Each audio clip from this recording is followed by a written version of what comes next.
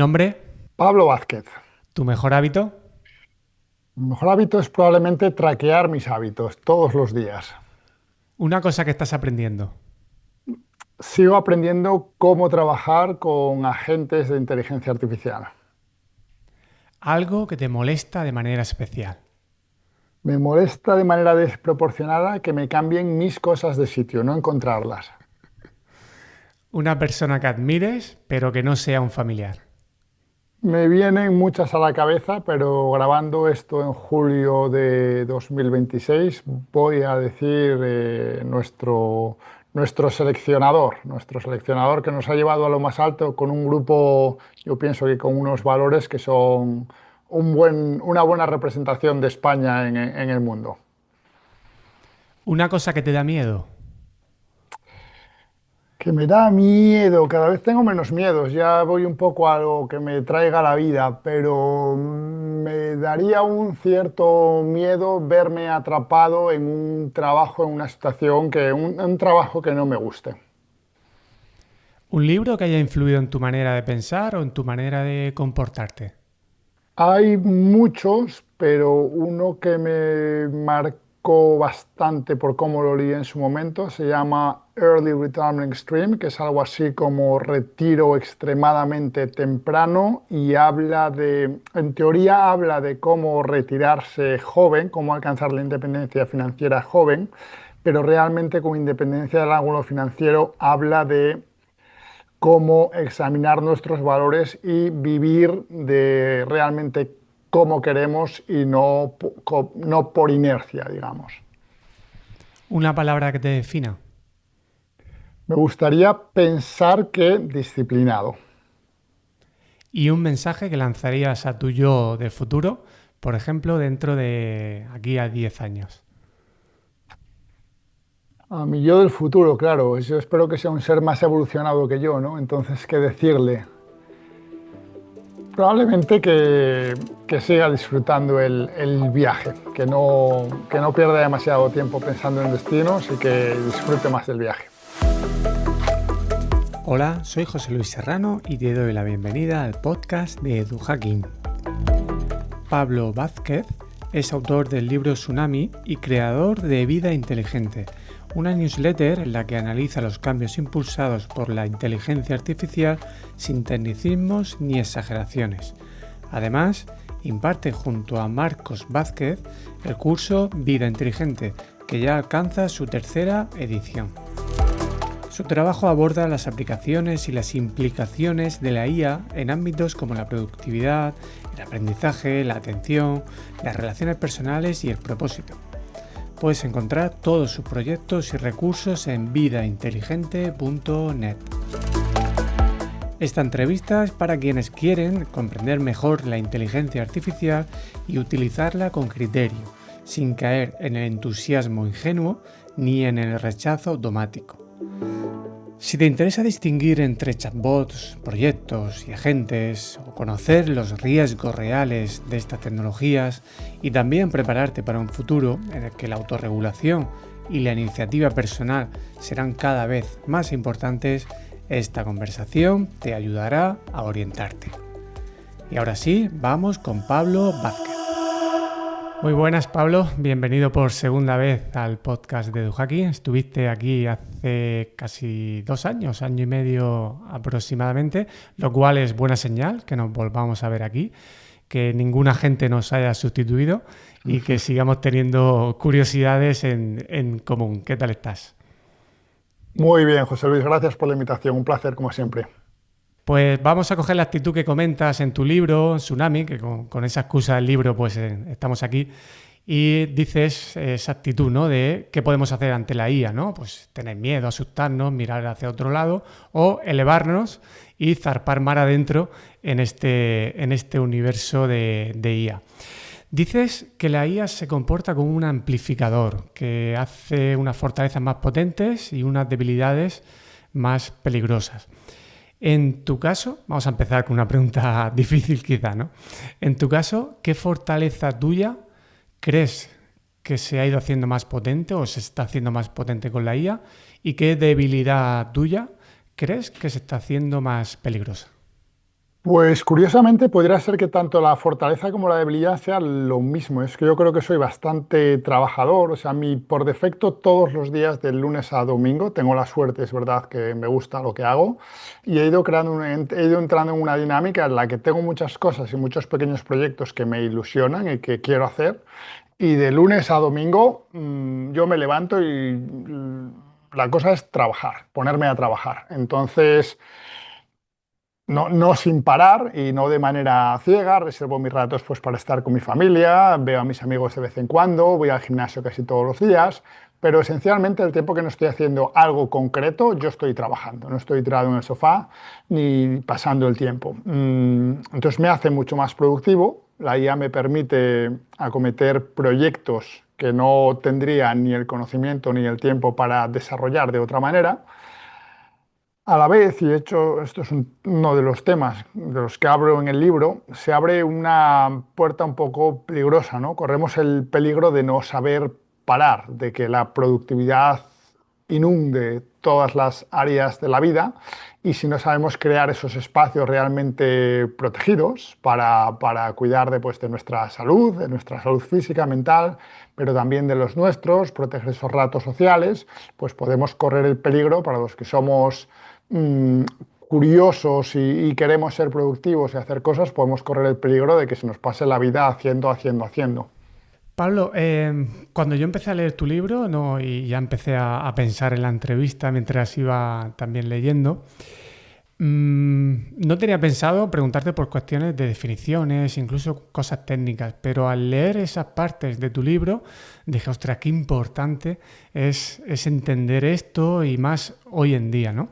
Entonces, para arrancar, ¿cuál es la definición que tú propones de inteligencia artificial y los tipos que hay de inteligencia artificial según lo que es capaz de hacer y cómo lo hace? Y bueno, aprovechando tu capacidad para simplificar, pero sin perder rigor, pues te puedo hacer esta pregunta, porque a lo mejor a otra persona esta pregunta pues, podría ocupar el podcast entero, ¿no?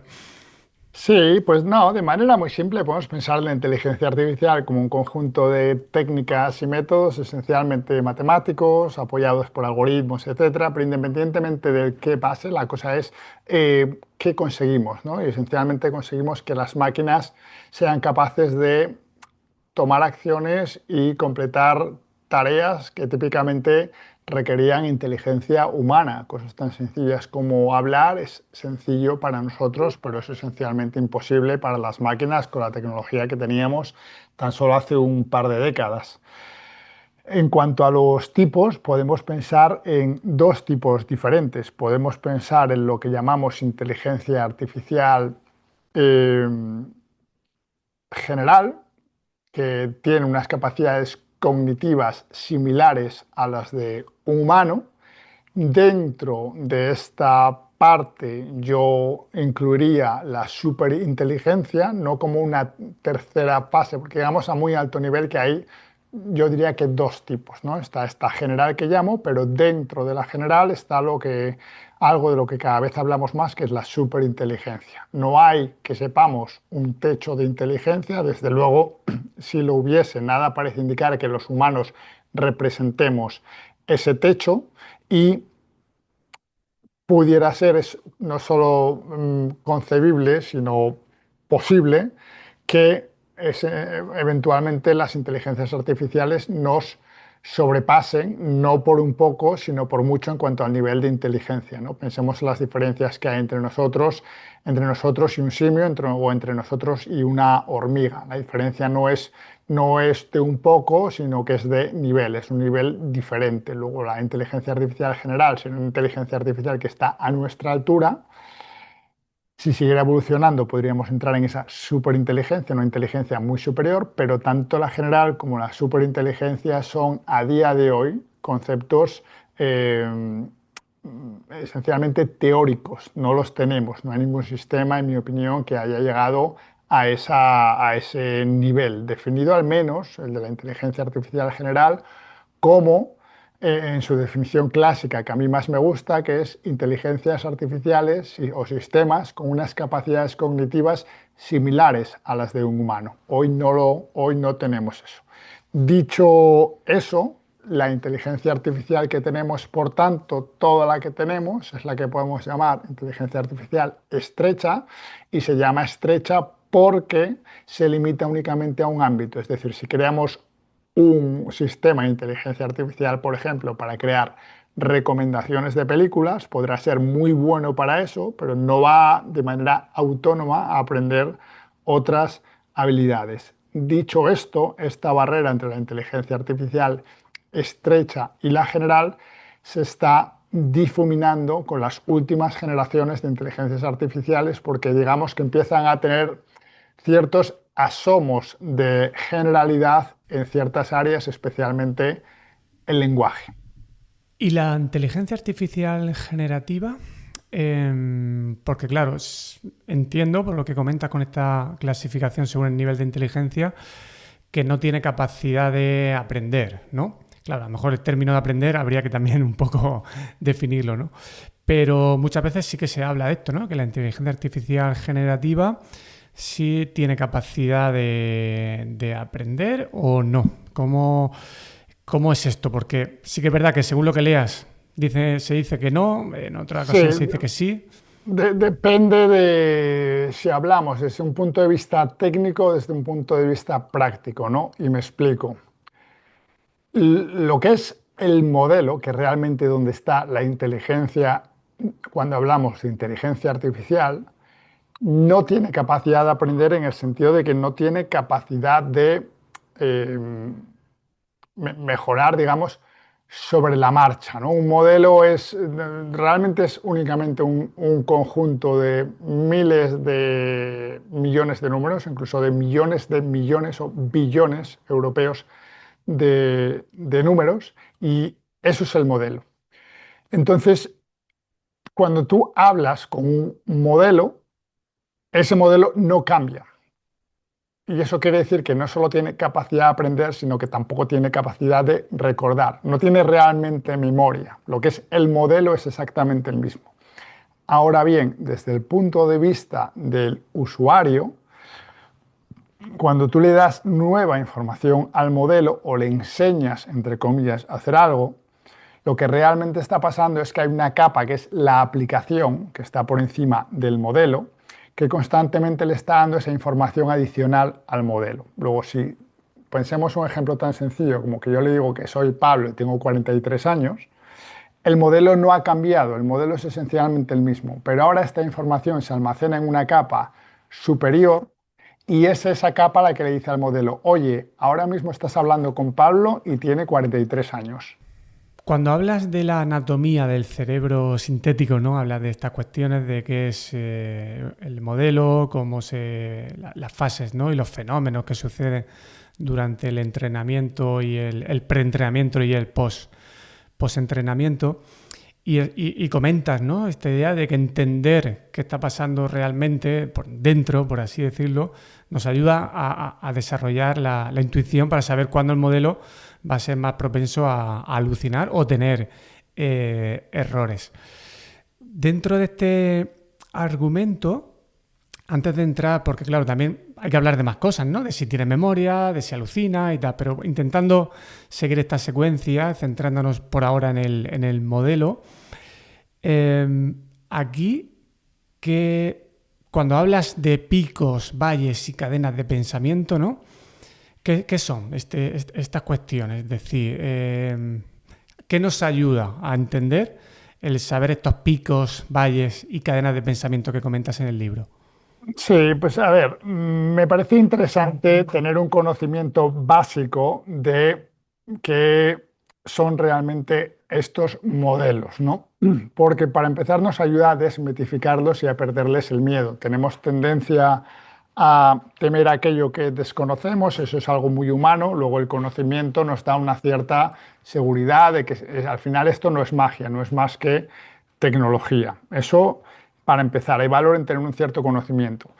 También hay valor en el día a día, en el uso de estos modelos, en entender que su inteligencia es muy diferente a la nuestra. Es decir, si tú y yo tenemos una conversación, bueno, vamos a decir que si tú y yo somos compañeros de trabajo, tras poco tiempo trabajando juntos, vamos a tener una idea bastante buena de las capacidades generales de cada uno, ¿no? Si yo estoy teniendo una conversación contigo sobre un tema, tú vas a mostrar un nivel de inteligencia similar en temas similares, accesorios o incluso relativamente diferentes.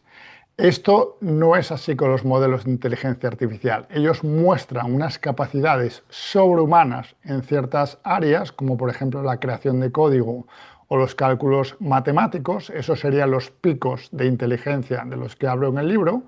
Y sin embargo, cometen errores muy tontos y de sentido común, es decir, carecen de un mínimo de sentido común. Incluso los modelos más avanzados a día de hoy, tú les puedes preguntar, oye, quiero llevar a mi coche, quiero lavar mi coche en el túnel de lavado, pero el túnel de lavado solo está a 300 metros, entonces ¿debería caminar o debería ir en coche?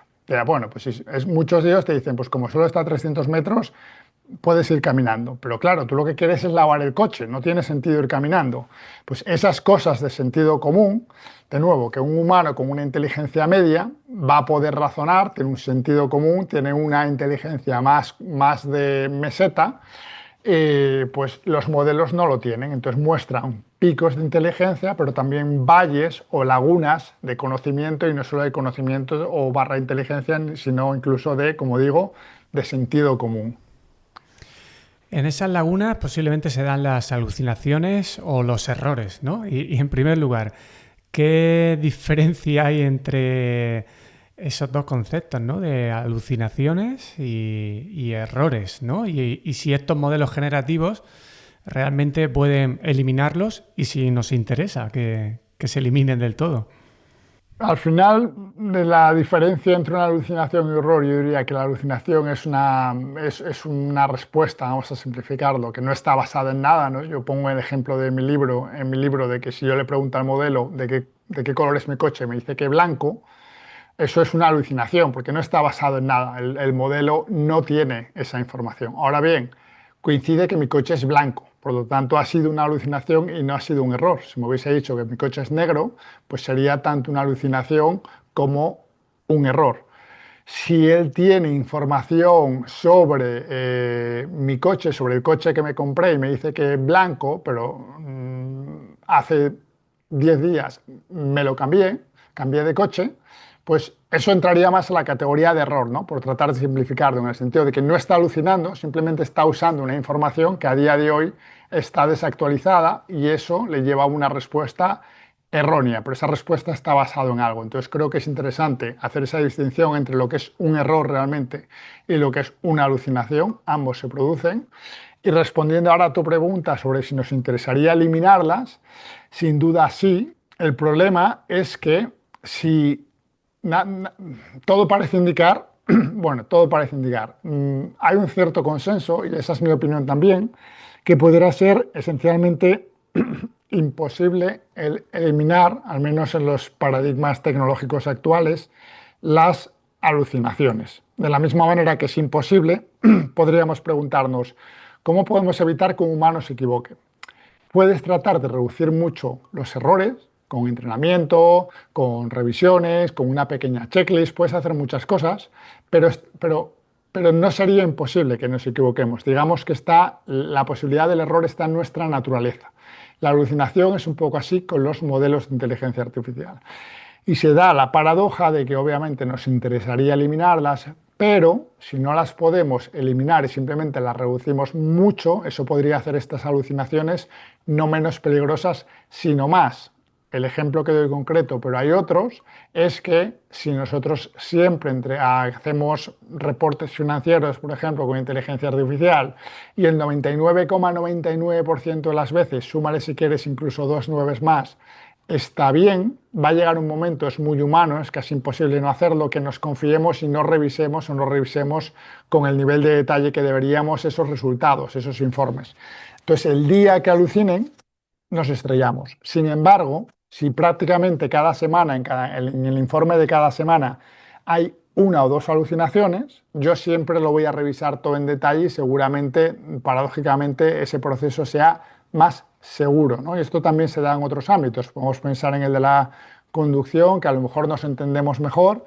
Si mi coche conduce bien el 99% del tiempo, bueno, pues un 1% son 3 días al año que el coche me puede dar un susto, con lo cual yo siempre voy a ir más o menos con un cierto ojo en la carretera. Sin embargo, si esto no pasa 3 veces al año, sino que pasa una vez en la vida, pues ahí de nuevo entramos en esas dinámicas en las que el día que la IA falle, metafórica o literalmente, nos estrellamos. Yo mi voto a favor para que siga fallando un poquito de vez en cuando. Lógicamente hay tareas en las que se nota que le cuesta más y tal, pero por los motivos que has dicho, ¿no? De no bajar la guardia, creo que es bueno que sigamos detectando errores o cosas que no nos gustan, ¿no? Creo que a veces también se confunde muchas veces, ¿no? Me ha dado un error, una alucinación, ¿no? Lo que te ha dado es algo que no te ha gustado, a lo mejor también, ¿no? Que muchas veces también creo que se mezclan ahí cosas. Antes de pasar a los formatos en los que se integran los modelos en el mundo real, es decir, los chatbots, los asistentes personalizados, los proyectos agentes, quisiera preguntarte por otra cuestión que también ha ido evolucionando mucho o no, ahora tú me dirás, que es en relación con la memoria. Distingues incluso algunos tipos de memoria.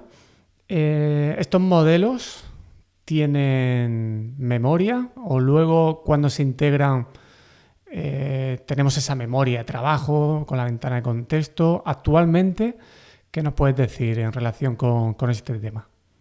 Sí, pues de nuevo, habría que diferenciar entre modelo y aplicación, ¿no? Esa capa de aplicación que está por encima del modelo y que sirve de interfaz entre modelo y usuario, entre modelo y humano. El modelo en sí no tiene ningún tipo de memoria, no cambia, al menos de nuevo con el paradigma tecnológico actual, pero hay unos mecanismos por encima que le permiten hacer como si tuviera memoria, ¿no? Esto es un poco como si nosotros tenemos un abogado y nosotros hablamos con nuestro abogado y nuestro abogado pues le pasa un poco como en la película de Memento, que no puede crear ningún nuevo recuerdo, ¿no? Pero de la que está hablando con nosotros, según nosotros vamos hablando, hacemos referencia pues, a nuestro caso o a cualquier hecho que haya pasado, tiene una especie de asistente pasándole notas. Ah, pues mira, es que este es Pablo, tiene esta edad, el caso era este, la última vez que hablasteis fue este día. Entonces, el modelo recibe no solo los inputs que yo le doy en la conversación, sino también esos inputs que le va pasando, digamos, el asistente. Luego, el modelo esencialmente no recuerda nada, no tiene memoria. No es que haya olvidado nada, porque nunca ha creado esos recuerdos, pero tiene la capacidad, gracias a esos mecanismos externos, a comportarse como si tuviera memoria. ¿Qué pasa? Pues que esa memoria es muy limitada si la comparamos con la memoria que tenemos nosotros, ¿no? Mucho más rica. Es de nuevo, pues un poco como pasa en esa película, para el que la haya visto Memento, donde el personaje, no siendo capaz de generar nuevos recuerdos, pues iba dejando como pequeñas notas a sí mismo en muchos sitios eran como notas a su yo del futuro para simular, ¿no? Para compensar esa falta de memoria. ¿Y qué opinas de las conversaciones largas? Es decir, en un chatbot, por ejemplo, cuando abrimos una conversación y se va haciendo larga esa ventana de contexto. ¿En qué circunstancias o qué consejos nos puedes dar para ese tipo de conversaciones en las que, por lo que sea, por su propia naturaleza, porque se va llevando un seguimiento de algo y te interesa mantener esa conversación? ¿Qué opinas de ellas? ¿Qué consejos o qué estrategias para que esas conversaciones largas sean productivas?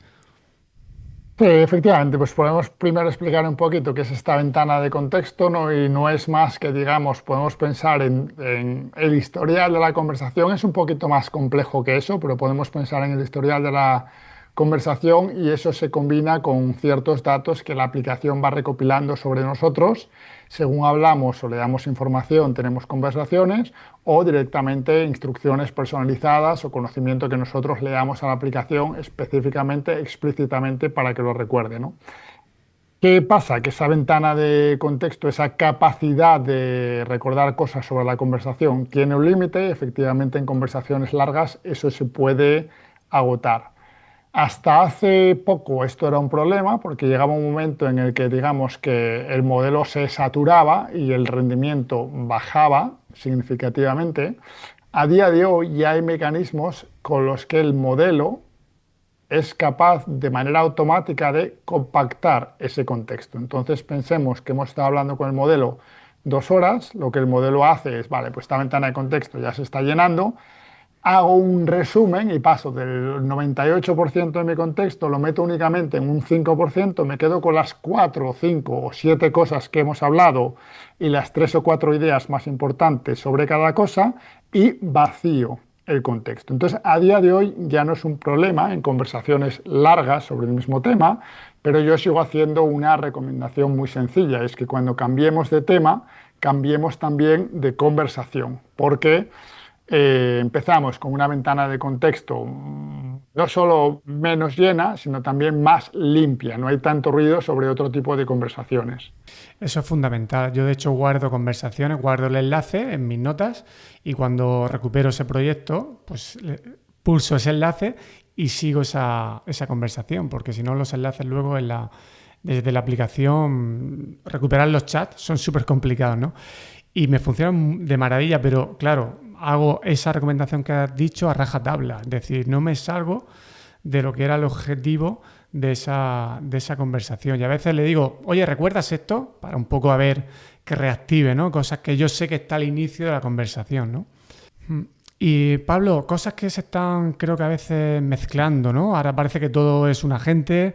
Está el término, como decía, de chatbot, asistentes personalizados, también la opción de proyectos, aplicaciones, un poco, ponnos un poquito de orden. Si quieres, por ejemplo, aunque las herramientas las aplicaciones se van copiando mucho entre ellas, pero pensando, por ejemplo, en ChatGPT, ¿no? Por ser un poquito el más conocido, quizá. ¿Qué es la aplicación? ¿Qué es el chatbot? ¿Qué es el asistente personalizado? Y los proyectos. Y luego vemos, si te parece, el asunto agentes.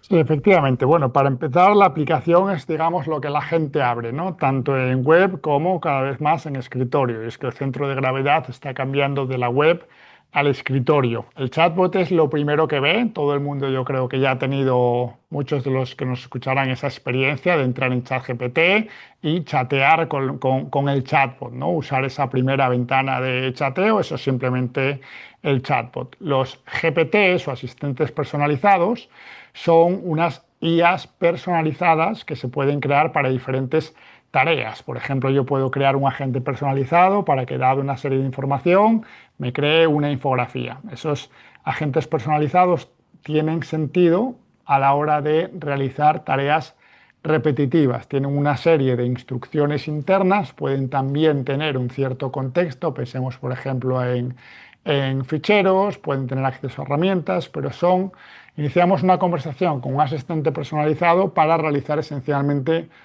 una tarea. Eso es diferente de los agentes, que son sistemas que pueden vivir dentro de estas aplicaciones o fuera, pero son esencialmente sistemas con un cierto grado de autonomía para completar tareas. En esta aplicación de ChatGPT, si nos vamos a la parte de escritorio y entramos en la pestaña de Codex, por ejemplo, ahí vamos a interactuar con un agente IA especializado en programación, en crear aplicaciones. Entonces, cuando menos podemos distinguir entre esos tres niveles, lo que es únicamente una interacción vía chatbot, lo que es una interacción con un asistente personalizado o GPT, en el caso de ChatGPT, lo que es un agente IA de trabajo normal, como el que tenemos en la pestaña de trabajo, o de programación, como el que tenemos en la pestaña de Codex, y después tenemos el tema de los proyectos, que son esencialmente directorios, carpetas de trabajo, donde almacenamos tanto conversaciones como ficheros.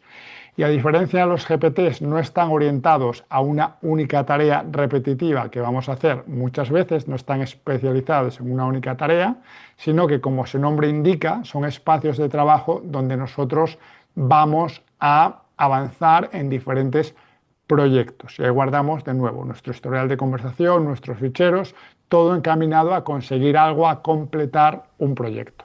Yo la parte de proyectos, por ejemplo, personalmente no la he probado mucho, no he visto, ¿no? Como esa necesidad. No sé si tú en tu caso le has sabido un poco sacar partido, por si nos puedes poner algún ejemplo. Es decir, sería como meter ahí las conversaciones que has tenido sobre una temática grande, o es realmente un proyecto con una secuencia de fases. No lo sé, me sigue costando un poco ver la aplicación práctica. No sé si tienes algún ejemplo que que nos pueda servir como diciendo, oye, para esta situación es perfecto.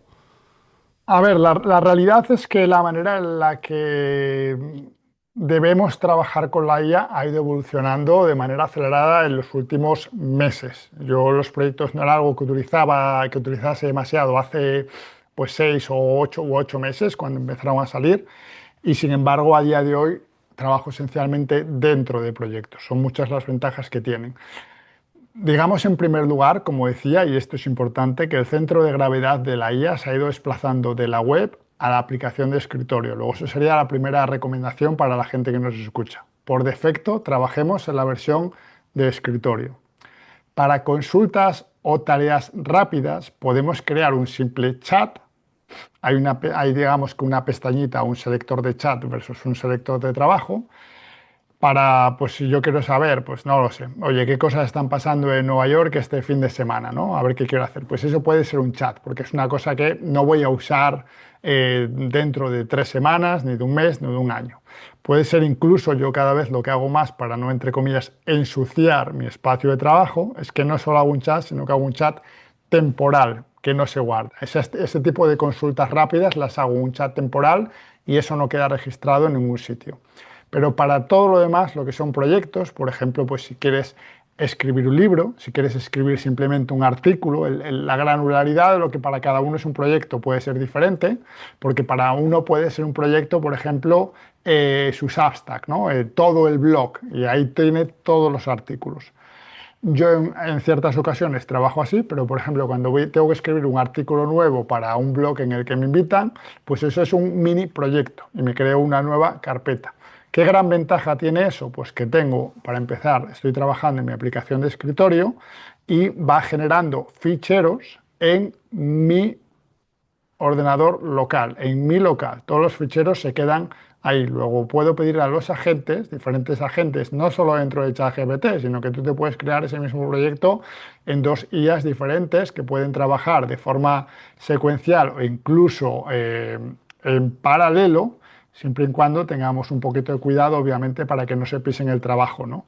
Pero es muy interesante tener ese proyecto, que es esa carpeta realmente en nuestro ordenador, para tener todos los ficheros sobre ese proyecto y podemos trabajar con ellos en diferentes IAs. Y luego, dentro de la IA, por ejemplo, en ChatGPT, pues el proyecto tiene no solo instrucciones personalizadas y contexto sobre el proyecto que se va acumulando, sino que también tiene nuestro historial de conversaciones relacionadas con ese proyecto y que se organizan automáticamente dentro de ese proyecto. Con lo cual, efectivamente, como tú comentabas antes, muchas veces la gestión de conversaciones deja mucho que desear en estas aplicaciones, pero el tener todos nuestros chats organizados dentro de esa carpeta de proyectos ayuda mucho.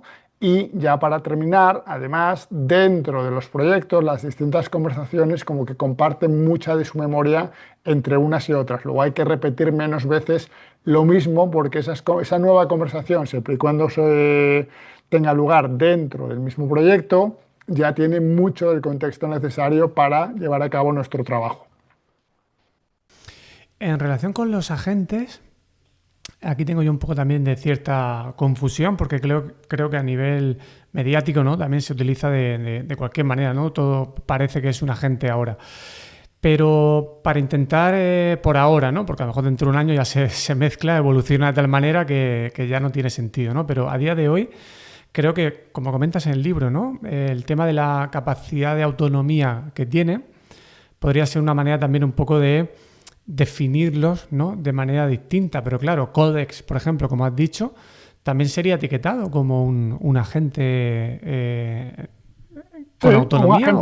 Sí, un agente de programación tiene una cierta autonomía. Yo no le digo a Codex qué tiene que hacer, le digo que quiero conseguir, ¿no? Yo esta mañana estaba trabajando en mi aplicación de gestión de finanzas personales y yo no le digo, oye, vete a esta página, descarga este fichero, ábrete una cuenta aquí. Le digo, mira, quiero conectarme con mi información de este sitio y quiero que la descargues automáticamente. Y él se busca la vida, ve que tiene una API y solo interrumpe su trabajo cuando necesita que yo tome una decisión o le dé cierta información o apruebe una acción, ¿no? En este caso, pues oye, necesito que te logues en esta página para poder acceder y seguir trabajando. Muy bien, pues en ese momento para.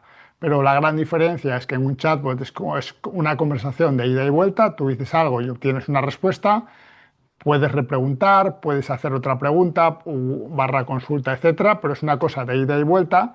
Con la gente no es así. A la gente le das un objetivo y a la gente se pone a trabajar y de nuevo tiene un cierto grado de autonomía para tratar de conseguir ese objetivo de manera independiente y no detenerse hasta que o bien consigue ese objetivo o bien de nuevo necesita algo de ti. Ofrecer esa autonomía, ¿no? Para que no tengamos problemas. No sé si tú tienes algún caso, alguna experiencia de uso que digas, ostras, pues aquí me la lió el trabajar de esta manera. ¿Y qué recomendaciones, ¿no?, darías antes de experimentar con agentes? Sí. Agentes de este tipo, ¿no? De los que claramente pues están trabajando de manera autónoma en busca del objetivo que tú le has marcado. Sí, pues hay varias, ¿no? Lo primero es desarrollar una buena intuición realmente de qué pueden hacer y qué no, para no pedir cosas donde, sabiendo que no van a poder hacerlas, pues ellos muchas veces muchos de los problemas vienen porque les pedimos cosas que no pueden hacer y en el mejor de los casos nos frustramos, en el peor como que los empujamos a empezar a hacer cosas raras, ¿no? Buscar archivos en nuestro ordenador, mover cosas porque ellos al final están muy entrenados, tienen un gran sesgo para tratar de conseguir lo que les pedimos, ¿no? Entonces, cuando pedimos cosas que son directamente imposibles o casi imposibles, pues ahí los riesgos aumentan. Luego, de manera más práctica, estos agentes tienen unos niveles de permisos. Hay un nivel más básico, un poquito más enfarragoso porque están continuamente parando para pedirte permiso, pero hay un nivel en el que esencialmente cada vez que van a tocar algo, borrar algo, configurar algo, te piden permiso explícito. Hay un nivel intermedio en el que la gente es lo suficientemente inteligente para decir, bueno, pues simplemente para modificar estos ficheros en los que estamos trabajando no le voy a pedir permiso, pero si quiero borrar algo, pues entonces sí le voy a pedir permiso. Está como un nivel intermedio. Y luego hay el nivel pues más arriesgado, aunque muy cómodo de reconocer, en el que tú le das permiso para esencialmente todo. Entonces el agente no es que vaya a hacer cualquier cosa, porque la gente sigue manteniendo ese criterio de qué cosas es apropiado hacer y qué cosas no. Por ejemplo, pues no es apropiado en ningún escenario borrarle todo el ordenador a Pablo. O sea, esto no va a ser una cosa que sea útil en ningún escenario. Pero puede pasar. De hecho, ha pasado.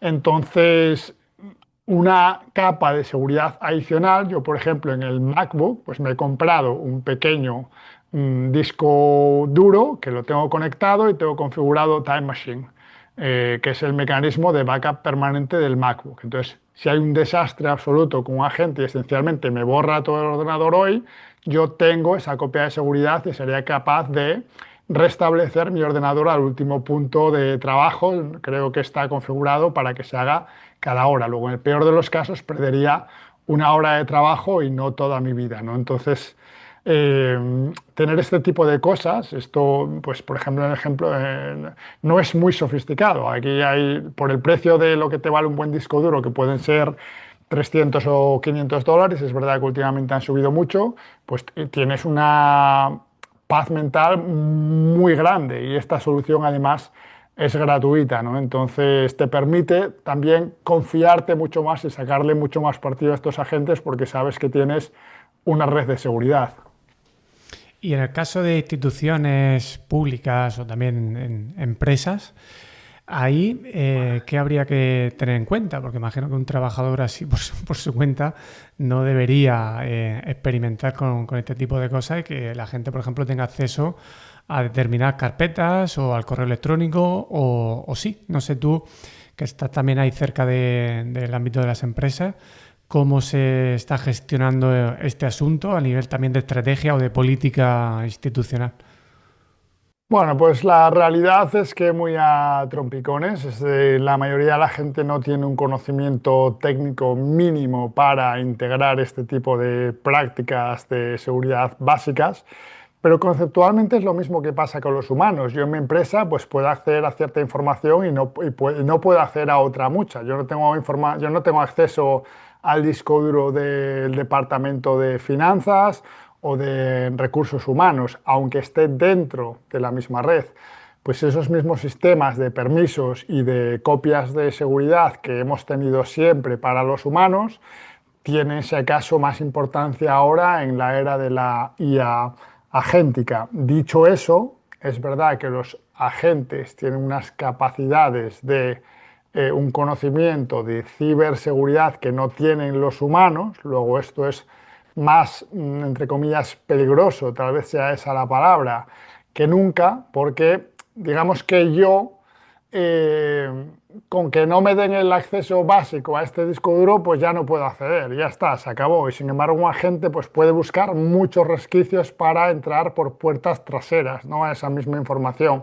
Y por supuesto está también el factor de la responsabilidad. Yo a nivel personal, si entre comillas me pillan, voy a asumir unas ciertas consecuencias. Luego eso es un factor a tener en cuenta y que va a evitar o desincentivar que yo quiera acceder a esa información. Y sin embargo la gente no tiene esa carga personal, puede querer hacerlo y si sale bien, bien, y si le pillan, pues le da un poco igual.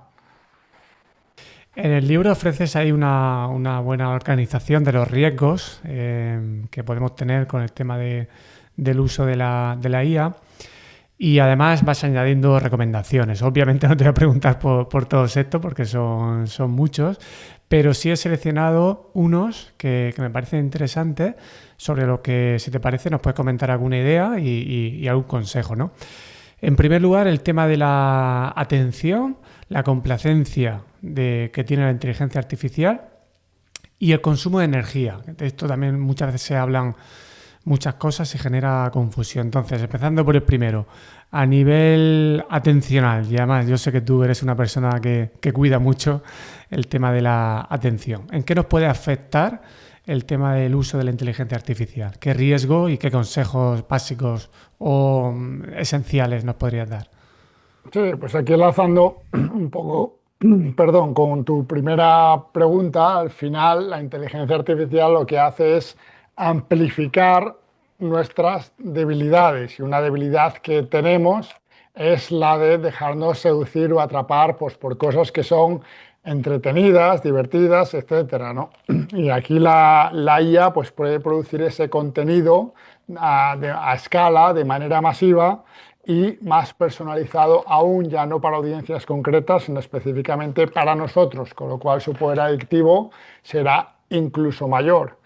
Siendo esto así, si no somos capaces de autorregularnos, pues corremos el peligro de que estas compañías, mediante estos algoritmos de inteligencia artificial, creen y distribuyen un contenido que esencialmente roba nuestra atención de manera continua, ¿no? Que es tanto como robar nuestra vida, porque al final la vida es aquello a lo que ponemos atención. Obviamente tenemos mecanismos, de nuevo, estos problemas no los ha creado la inteligencia artificial, únicamente los amplifica, pero teníamos el mismo problema con las redes sociales y los mecanismos, muchos de los mecanismos de protección también son los mismos. Uno muy sencillo que a mí me da mucho valor es el de limitar el tiempo en diferentes aplicaciones. Hay aplicaciones muy sencillas y gratuitas que nos permiten limitar el tiempo que pasamos, por ejemplo, en una determinada red social. Pues puede ser tan sencillo como eso. Entonces, por muy adictivo que sea el contenido, pues yo tengo mis 4, 6, 7 minutos al día y ya está, se acabó. Ese es el tiempo que tengo disponible. Luego, se aumentan los riesgos, pero tampoco nosotros somos víctimas pasivas, somos agentes, agentes y podemos ser un poco, dirigir el futuro hacia escenarios alineados con nuestras preferencias vitales.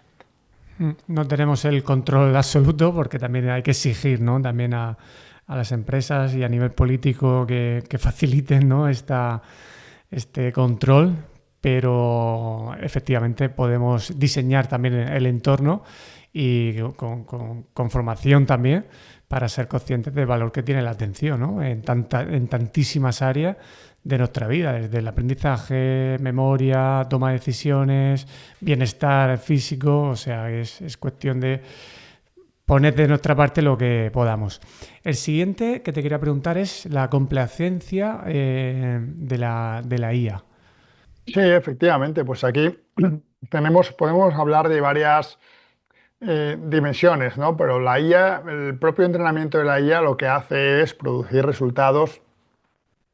Voy a utilizar el término mediocres, no, desde no con una intención peyorativa, pero resultados mediocres en cuanto a que están en la media, ¿no? Entonces, pues nosotros, si nos limitamos a aceptar lo que nos dé y no aportamos ningún valor, vamos a perder muchos de los resultados más brillantes, ¿no? Más creativos del trabajo de los humanos. Dicho eso, de nuevo, este no es un problema de la IA, sino que nosotros como humanos podemos utilizar la IA para seguir llegando a esos resultados, a los mejores resultados, a los más creativos, a los más brillantes y llegar a ellos incluso de una manera más rápida. Entonces aquí el problema no está en la IA, sino en uso cómodo, ¿no? En uso cómodo que nosotros hacemos de la IA. A nivel, Pablo, de las fricciones que solemos... perdón, que me faltaba el de consumo de energía y además del que yo reconozco soy un completo ignorante, por lo tanto tengo también interés en, aparte de lo que comentas en el libro, de qué matices nos puedes dar, porque esto siempre se escucha, pues si gasta mucha agua, si gasta mucha luz, en fin, qué hay de realidad sobre este asunto del consumo de energía y también cómo se puede llegar a corregir, ¿no? Si realmente este consumo está siendo tan alto. Bueno, pues aquí parte realidad, parte mito, ¿no? Por ejemplo, es muy diferente el tema del agua, donde el consumo de los centros de datos modernos es muy bajo, incluso esencialmente cero. Muchas veces las cifras que se dan no es de consumo de agua, sino de uso de agua, pero este uso se produce dentro de circuitos cerrados, donde la evaporación es muy baja. Luego eso no es un factor, ¿no? Por supuesto que puede haber un cierto consumo de agua, pero hay un consumo de agua esencialmente cualquier cosa. Un campo de golf es mucho más ineficiente. O incluso, pues obviamente, si tenemos un edificio para que vivan 70 familias, pues eso tiene un gran consumo de agua, pero entendemos que hay valor en que hay un edificio para que vivan esas personas. Luego no es uso sí o uso no, sino es oye, un uso razonable y tiene un valor, ¿no? Y el uso es la cantidad de agua que se usa, de nuevo, en estos centros modernos es muy razonable y el valor es enorme. Luego eso no es, en la mayoría de los casos, puede haber excepciones, no es un factor. Sí es un factor el gran consumo de energía, ¿no?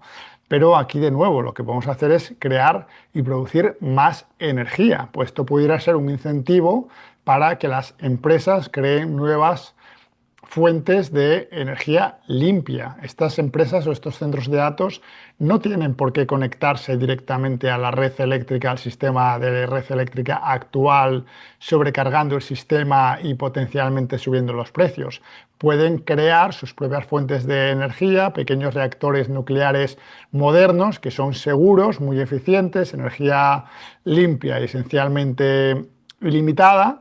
Y, de nuevo, para potenciar estos centros de datos. Si acaso lo que me preocupa más es que en muchos casos, a día de hoy, la realidad es que estos centros de datos tienen parte energía limpia y parte energía sucia. Pensemos, por ejemplo, en un centro de datos que tome gran parte de su energía de placas solares, pero tiene que seguir funcionando por la noche. Entonces, o tiene que seguir funcionando en momentos de mucha demanda eléctrica. Entonces, pues pueden ponerse, hay casos en los que se ponen a funcionar pues un gran número de generadores, ¿no? de diésel, que al final son partículas que van al aire y eso sí tiene un efecto concreto sobre esas comunidades, ¿no? No es tanto las emisiones de los centros de datos, pero sí es el impacto en calidad del aire en zonas concretas que impactan a comunidades locales. Eso puede pasar, pero a la vez el centro de datos no tiene que ponerse al lado de una gran ciudad. Tenemos tierra de sobra en el mundo. En Estados Unidos hay muchísima tierra libre y pasaría lo mismo en España, aunque no tenemos ese problema porque no tenemos esta gran demanda de centros de datos, pero en Estados Unidos se habla de que, bueno, sí consume mucha tierra, pero es un debate desde mi punto de vista absurdo, porque si de algo hay abundancia en Estados Unidos es de terreno. Sí, además resaltar la idea esta que has comentado al inicio de tu respuesta, ¿no? El valor que aporta. Oye, pues sí, tiene un coste energético que se puede mejorar seguramente Pero lo que está dejando en áreas tan importantes como la medicina, pues eso también tiene un retorno bastante importante. Haciendo un giro ahora, centrándonos en la parte de las fricciones que tiene la IA para que el cambio profundo sea relativamente más rápido, esos muros que tiene la IA por delante, me voy a centrar en uno que es la parte de costumbres humanas, ¿no? Esa fricción humana. Y dentro de esto, relacionándolo con la parte de cómo se puede crear el talento que se está necesitando, incluso las personas, no me refiero al talento de solamente búsqueda de ingenieros o ingenieras, sino personas que en cualquier tipo de trabajo sean capaces de sacarle partido, ¿no? Y me quiero centrar en la parte del sistema educativo, ¿no? Haces ahí una serie de recomendaciones ahí por edades que creo que son interesantes. Entonces, bueno, ¿qué recomiendas? ¿Divides por etapas educativas, bueno, o por edad, hasta los 12 años? ¿Qué principales recomendaciones darías a este colectivo que no ha superado esos 13 años? Bueno, pues yo creo que aquí yo no estoy opuesto al uso de la IA en menores de 13 años. Creo que tienen acceso a contenido mucho peor que el que les pueda dar ChatGPT. Dicho eso, apelo al sentido común, ¿no? Pues con una cierta supervisión y obviamente no es lo mismo un niño de 12, una niña de 12 que ese mismo niño o niña a los 6 años, ¿no? Son seres humanos con capacidades muy diferentes, pero incluso a los 6, 8, a los 10 años, pues tal vez acompañados por un adulto, puedan empezar a, entre comillas, a jugar un poco, ¿no? A entender conceptualmente, a desarrollar su intuición de qué es en sesiones muy pequeñitas y tratando de decirles, bueno, pues mira lo que te ha dicho, tú qué crees, que vean un poco que se puede equivocar, que no es una cosa que... Pero bueno, creo que puede ser un uso esporádico, sin más, de la misma manera que tienen acceso a los dibujos animados. No es una cosa que le vea muchísimo valor, pero tampoco me llevo las manos a la cabeza. Yo he visto dibujos animados de pequeño, he jugado a videojuegos y he desarrollado una vida esencialmente normal. Pues creo que la inteligencia artificial es una pieza más en ese puzzle de normalidad y de interacción con la tecnología. A partir de los 10, 11 años, pues ahí yo creo que ya sí puede ser un uso un poquito más que pase del uso muy esporádico a un uso que podríamos calificar de curioso. Pues ya con sí, podemos seguir manteniendo una cierta supervisión, pero ya no tanto. Dentro, pues podemos ahí simplemente manejar los tiempos, que tampoco se enganchen, pero muchas de las conversaciones que van a tener con la IA son mucho más seguras que, de nuevo, las conversaciones o el contenido al que pueden tener acceso simplemente en Google, ¿no? Entonces es un poco... No veo nuevos riesgos introducidos por la IA. Y desde luego, desde ahí hacia arriba, pues creo que son muchos más los beneficios que los potenciales riesgos, porque la realidad es que vamos a un mundo en el que la IA va a ser no negociable, ya no solo para el mercado laboral, sino para pues, el día a día de la mayoría de personas. Y pues desde luego en edad adolescente tendrían que poder ser bastante independientes e ir desarrollando esa intuición de cómo usarla y cómo usarla bien, qué riesgos tiene, cómo se gestionan, etcétera, etcétera.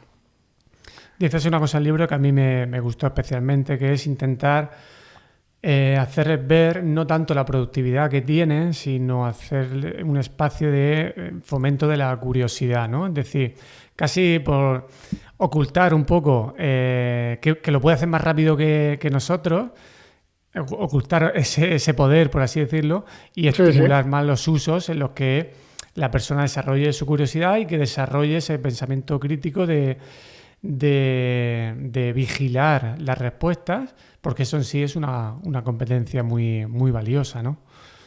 Sí, efectivamente. Y puede mantener conversaciones muy interesantes, ¿no? A los niños que les gusta mucho preguntar y entender cómo funcionan las cosas y en ocasiones pues aburren a las piedras, pues en la IA pueden tener un compañero de curiosidad intelectual y les puede hacer pequeños dibujos, diagramas, adaptados además a su conocimiento y a su edad.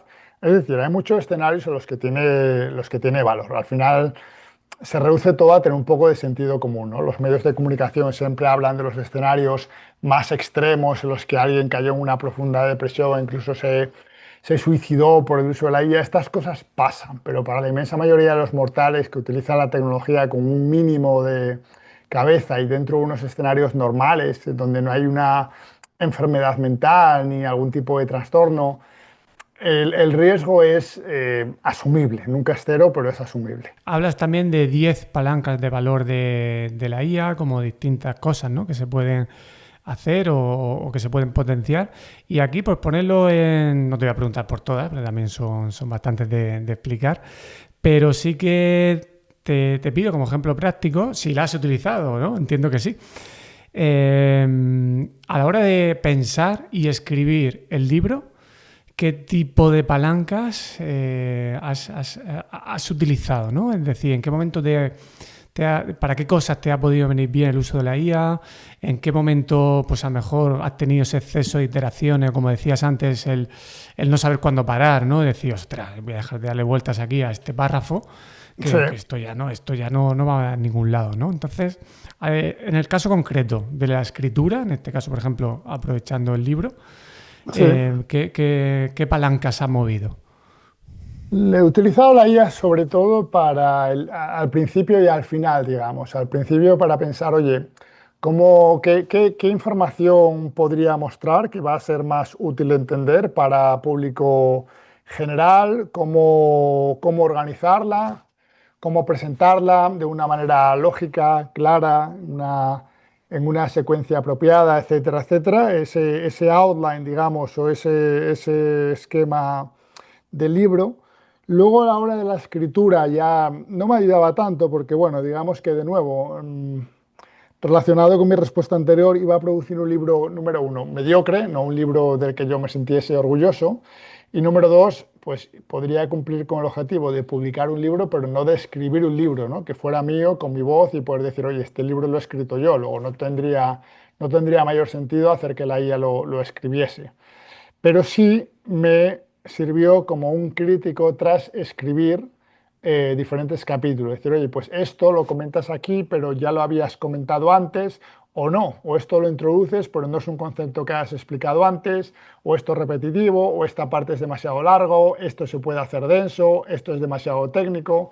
Ese tipo de ojo crítico de revisor, tratando de anticipar los problemas que pudiera enfrentar un futuro lector, ahí me fue muy útil, ¿no? Pero bueno, efectivamente, yo le dediqué una cantidad de tiempo, pues, probablemente hasta desproporcionada a escribir el libro y a pulir muchas partes, ¿no? Y aún así, a día de hoy hay muchas partes que cambiaría, que puliría, que refinaría, porque nunca es perfecto, ¿no? Y de hecho, lo que te parece perfecto en un momento concreto, luego lo vuelves a leer y dices, bueno, pues esta palabra la cambiaría, pero al final desde el punto de vista de un lector, cuando yo leo otros libros, no ves nada de eso, ¿no? Al final no estás pensando en...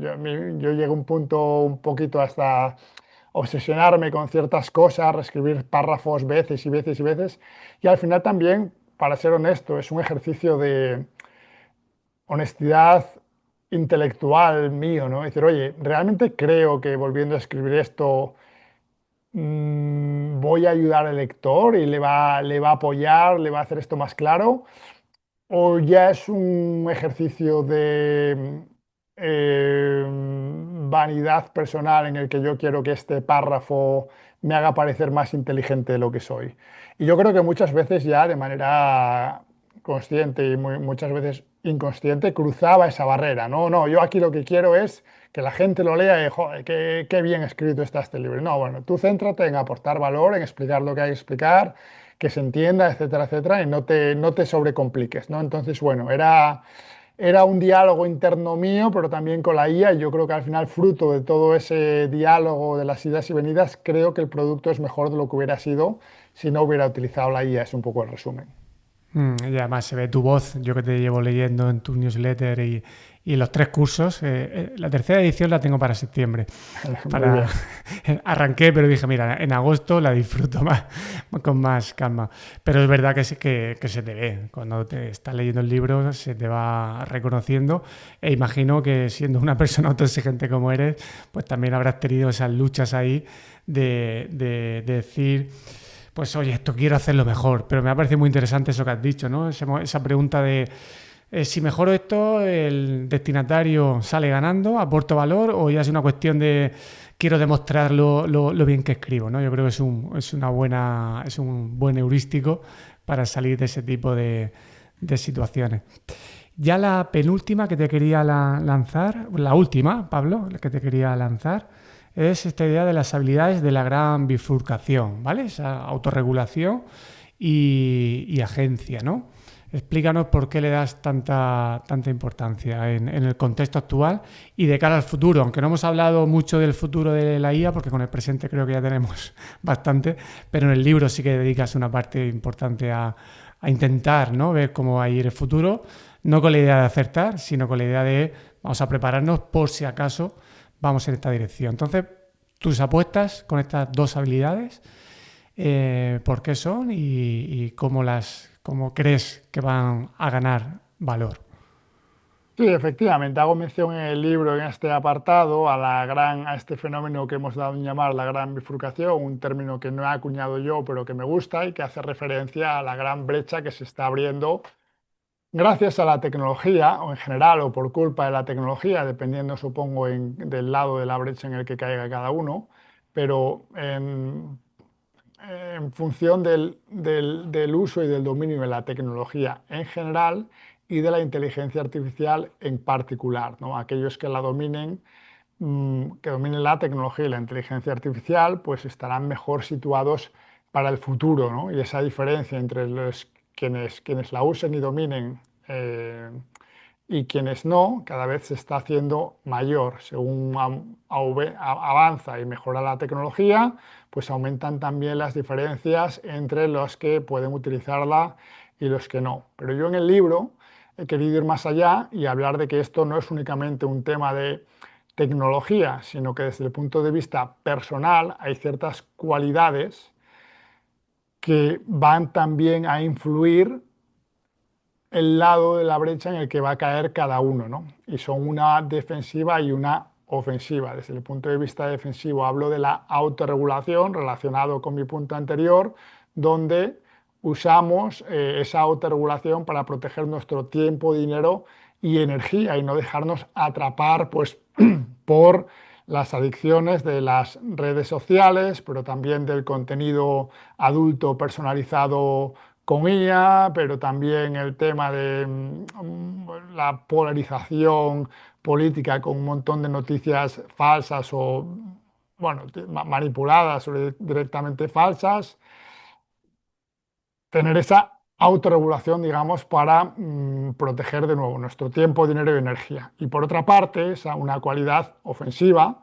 a la que yo me refiero de una manera genérica, pero creo que acertada como agencia, que es esa especie de tambor interno que nos impulsa a hacer cosas, ¿no? Entonces, si tú has protegido tu tiempo, dinero y energía y ahora tienes la agencia que te impulsa a hacer cosas y estás apoyado por la IA, de nuevo, vas a poder hacer más cosas que nunca, vas a poder hacer cosas que no podrías haber hecho antes y las cosas que ya estabas haciendo las vas a poder hacer mejor y en menos tiempo, ¿no? Y la combinación de todos esos factores el resultado va a ser que tú vas a estar vas a acabar mucho más arriba de lo que hubieras acabado en condiciones normales, pero está la otra cara de la moneda y es que cuando una parte de la población se eleva, pues otra, aunque solo sea de forma relativa, pues se queda más abajo, ¿no? El que no domine la tecnología en general, ni la IA en particular, se va a ver arrastrado hacia abajo desde un punto de vista tecnológico y el que además a nivel personal no tenga autorregulación y agencia,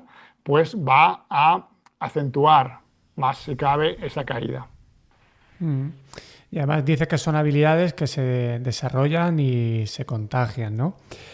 Y además también cuentas en el libro de cómo reconocer personas así. Yo cuando vi eso recordé el evento que estáis organizando para septiembre.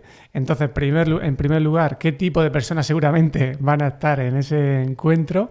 Y sí, porque sospecho que el tipo de personas que vais a conseguir tener allí, y me incluyo porque ya tengo mi plaza reservada, pues van a ser de este tipo de perfil, ¿no? Personas curiosas con esta capacidad también, ¿no? de proteger su atención y saber qué hacer con la atención. Entonces, bueno, cuéntanos para terminar, si te parece, en qué consiste este evento, aunque estamos a 30 de julio y si no recuerdo mal, por ahora las puertas las habéis abierto para las personas que estamos en el curso.